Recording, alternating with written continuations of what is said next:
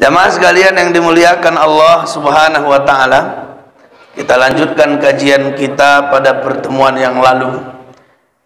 Jadi pertemuan yang lalu kita bicara tentang Isra dan Mi'raj Nabi sallallahu alaihi wasallam. Saya juga yang lalu menyampaikan hikmah Isra Mi'raj berdasarkan sarah Sahih Bukhari. Jadi kali ini saya disampaikan oleh Syekh Muhammad Said Ramadan Al-Butti. Yang pertama, beliau menekankan bahwa kita harus mengerti tentang mukjizat. Orang-orang orientalis itu suka sekali menjauhkan kita dari kata mukjizat. Kenapa? Karena mereka kepingin sesuatu itu ya sesuai nalar aja. Jadi kalau terjadi peristiwa besar nggak sesuai nalar, masukkannya racun tuh ke kita, Pak. Apa racun yang dimasukkan? Bahwa oh ini nggak ilmiah ini, kalau ini ilmiah, dipisah-pisah sama dia. Akhirnya jauh kata mukjizat. Padahal semua nabi dan rasul punya mukjizat sendiri-sendiri. Nabi SAW ada beberapa mukjizat. Apa mukjizat? Seperti mengeluarkan air dari jarinya. Ini yang begini-begini nggak dibahas nih, Pak. Apalagi mukjizat Nabi membelah bulan dengan telunjuknya, ya Pak. Bulan itu lagi bersinar dibelah dengan telunjuknya. Apalagi mukjizat Nabi, salah satunya adalah Isra dan Mi'raj Nabi sallallahu alaihi wasallam. Maka perlu rasanya kalimat mukjizat ini kita sampaikan pada anak-anak kita agar mereka tahu, oh ini urusan akal, tapi kalau ini urusan iman. Maka belum tentu kalau perkara iman bisa ditangkap oleh akal manusia. Kemudian yang kedua, Syekh Muhammad Said Ramadan Al-Butti mengatakan pelajaran Isra Mi'raj ini adalah sebagai balasan atas kesabaran Nabi sallallahu alaihi wasallam. Jadi Nabi itu sudah menunjukkan gimana dia sabarnya, bagaimana ketika dia harus menghadapi tahun kesedihan atau dikenal dengan Amul Husni, bagaimana ketika orang yang paling membelanya, wanita yang setia padanya, teman curhatnya Nabi ketika ada masalah dalam dakwah, ceritanya kepada Khadijah, bagaimana seorang wanita yang pertama membenarkan ucapannya, mengimaninya, bagaimana seorang wanita yang menghabiskan hartanya untuk dakwahnya, tapi saat itu wanita ini meninggal dunia. Ini salah satu yang berat sebenarnya, tapi Nabi sallallahu alaihi wasallam tetap biasa, seakan-akan tidak terlalu berat masalahnya, padahal itu adalah masalah yang berat dalam dakwahnya.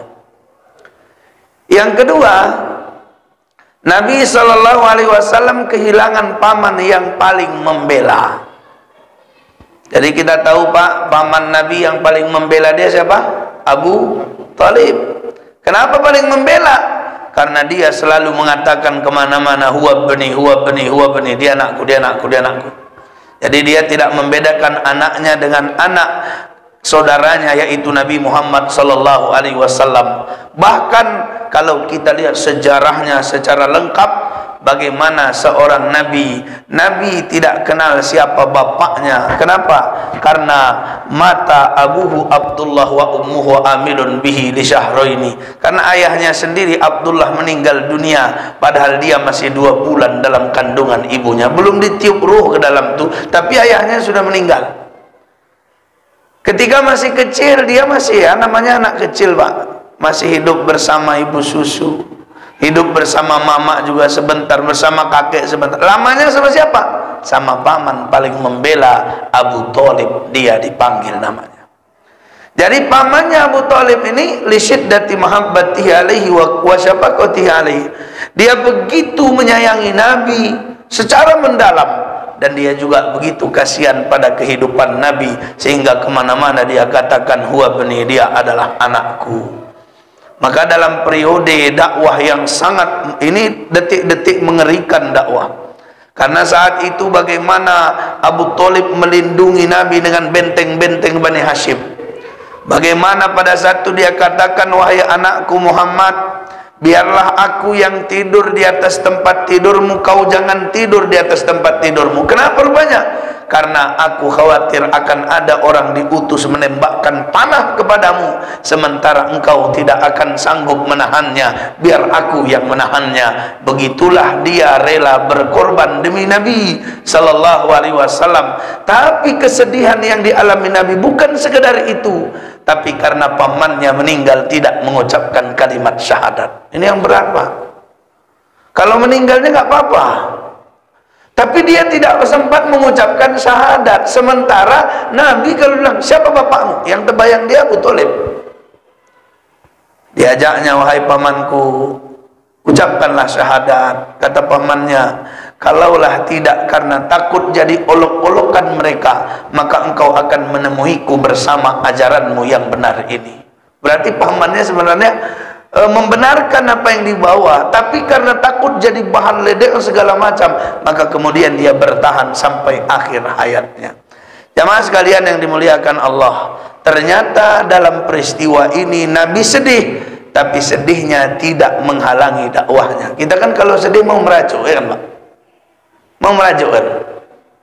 Misalnya bapak pengurus BKM, tiba-tiba asik dipitnah orang aja, mau nggak merajuk Pak?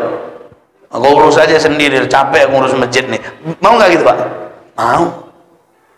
Atau kita yang berdakwah nih, datang orang bilang nggak enak Ustaz ceramah, aku tengok nggak enak, bilang-bilang orang nggak enak, kau cari ustaz lain, nggak apa-apa. Mau merajuk.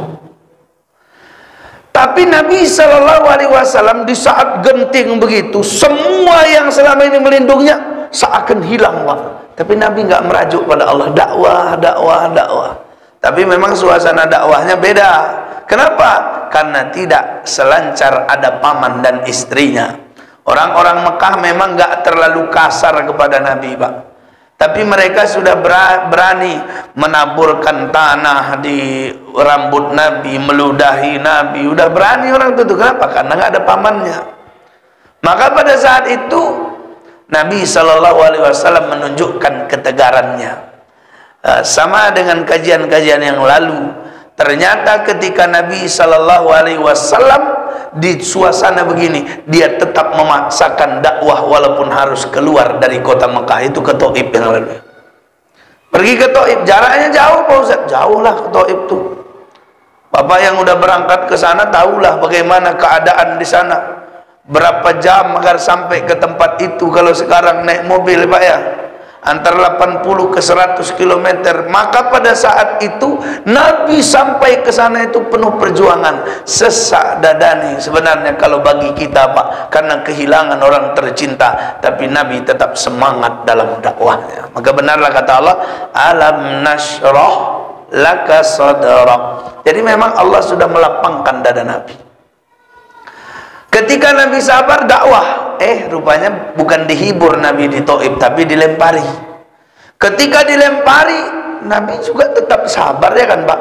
Malah doanya, doa yang lalu itu, Rabbi ilaika ashkudu fakuwati, ya Allah kepadamu kuadukan kelemahanku, wa qillatah illati, sedikitnya usahaku dalam dakwah ini, wa hawani alan nasi, hinanya aku ya Allah sekarang di hadapan manusia.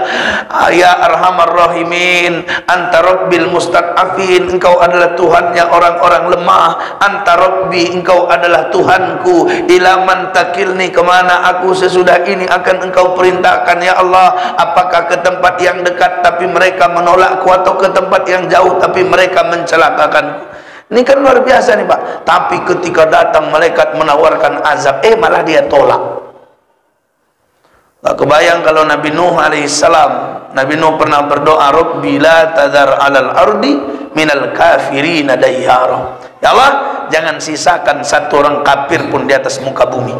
Baru turun azab tadi. Itu pun berjeda dia. Nabi nggak minta azab, tapi Nabi cuma curhat ke Allah nih, aku nggak apa-apa ya Allah, yang penting kau nggak marah padaku, kata dia. Turun malaikat, tapi Nabi Shallallahu Alaihi Wasallam menunjukkan di situ bagaimana kematangan hatinya dan tekad dakwahnya. Dia malah mencintai umatnya dan mendoakannya. Dia masuk ke Mekah dakwah lagi walaupun dihina orang. Inilah kata ulama, peristiwa Isra dan Mi'raj ini adalah balasan atas buah kesabarannya. Kira-kira bapak lah misalnya pak, ditengok sama BKM bapak nih sabar kali. Kalau ekonomi bapak paling susah misalnya tempatnya, tapi bapak ditengok BKM rajin kali ke masjid. Kemudian ada inisiatif BKM pak, karena bapak sudah begitu rajin ke masjid, bapak akan dibiayai keliling dunia. Senang pak? Ini keliling dunia nih, bukan langit. Senang gak pak? Aku lah misalnya Ustadz, karena aku tengok sering nyanyi India, ku bawa betulan Ustadz ke India tuh, aku pun senang tuh. Nggak ada pula yang ngajak aku, itu masalahnya. Ya, Nabi dibawa dalam perjalanan yang tidak akan dilalui oleh manusia sesudahnya. Pernah dilalui manusia sebelumnya, tapi tidak mencapai kesempurnaan ke atasnya. Karena bisa diangkat pak. Betul enggak? Nabi Isa diangkat enggak ke langit? Diangkat. Nabi Idris diangkat enggak? Wa rafa'nahu makanan aliyya. Diangkat juga. Tapi Nabi ini diangkatnya bukan tangguh. Malaikat pun udah enggak sanggup. Nabi diangkat ke atasnya. Jibril udah nggak sanggup nih, presiden malaikat, tapi Nabi tetap ke sana. Nabi lihat bagaimana surga. Nabi ma kadzabal fuadu ma ra'a, dia tidak mendustakan apa yang dia lihat. Nabi sallallahu alaihi wasallam benar-benar Allah berikan satu pelajaran luar biasa.